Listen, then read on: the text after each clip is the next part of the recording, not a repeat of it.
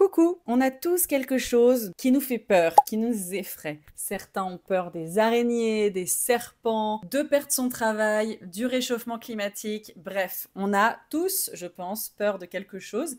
D'ailleurs, tu vas pouvoir pratiquer en commentaire en utilisant les expressions du jour, puisque on va voir des expressions idiomatiques pour changer, non, autour de la peur.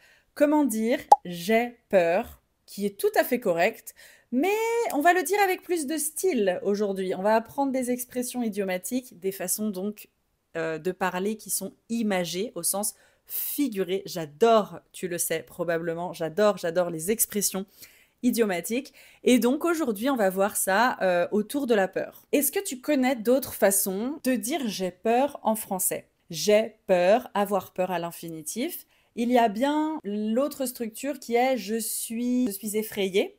Alors, c'est un peu moins utilisé spontanément, les Français, honnêtement. Je sais que les personnes qui apprennent le français langue étrangère, souvent dans mes cours, hein, en cours particuliers ou de conversation, mes élèves disent ça. Donc, je pense que c'est une expression qu'on apprend encore souvent et la structure est similaire à l'anglais. I'm afraid, I'm scared, I'm afraid, to be scared, être effrayé. Donc, je peux comprendre, c'est vrai que c'est peut-être plus simple pour les anglophones, si tu parles espagnol, par exemple, tengo miedo, j'ai peur, tener, avoir, c'est plus logique pour toi de dire j'ai peur. Donc ça dépend, bien sûr, de ta langue maternelle, etc. Mais si vraiment c'est plus facile, dis je suis effrayée. Mais on l'utilise un peu moins, on dit plus souvent j'ai peur. Mais je veux pas te faire culpabiliser ou que tu te sentes mal. Donc si tu dis je suis effrayée, continue. Voilà, tant que tu comprends j'ai peur pour comprendre les gens, c'est parfait. Alors, comment peut-on dire j'ai peur de façon imagée? J'ai les chocottes. J'ai les chocottes. D'ailleurs, j'ai fait une vidéo sur les gestes, le langage corporel. On a plein de gestes, mais comme dans plein de pays, qui veulent dire quelque chose. Les gestes que je viens de faire veulent dire quelque chose. J'ai fait une vidéo, je la mettrai quelque part ici, pour t'expliquer ce langage corporel, French Body Language. Pour dire j'ai les chocottes, pour dire j'ai peur, on a ça, comme ça. On ferme la main. J'ai fait un saut en parachute, mais ah ouais, j'ai eu peur. J'étais comme ça. Ça veut dire j'ai peur. Mais revenons à notre sujet. Avoir, donc j'ai les chocottes. Ça veut dire j'ai peur. Par exemple, mon fils doit aller chez le dentiste, mais il a les chocottes. Deuxième expression, avoir une peur bleue. Il a une peur bleue des requins. Quand j'ai vu cette araignée, j'ai eu une peur bleue. Il y a l'idée, c'est pas juste avoir peur, hein, c'est avoir très très peur. Troisième expression, avoir la frousse. T'as la frousse. Vous avez la frousse. Très très courant hein, à l'oral, niveau familier. Oui, donc d'ailleurs, la plupart... avoir une peur bleue, c'est le français registre courant, ok?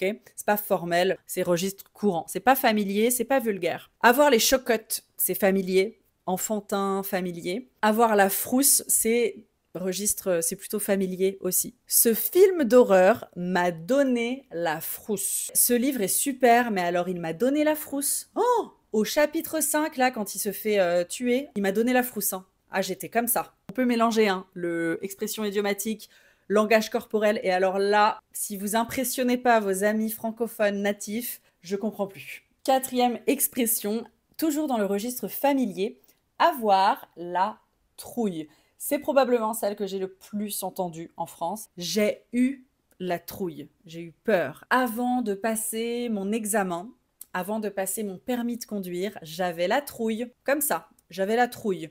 Et encore plus familier, j'ai une trouille de malade. J'ai une trouille de malade des araignées. C'est ma phobie. Cinquième et dernière expression, c'est aussi une façon très courante. C'est pas vraiment une expression idiomatique, c'est plus du slang, de l'argot. Au lieu d'utiliser le verbe avoir peur, on va dire flipper. Je flippe. Hier, j'ai flippé. C'est un faux ami avec l'espagnol. Hein. Je crois en Espagne, en tout cas, il y a un flippar qui est positif.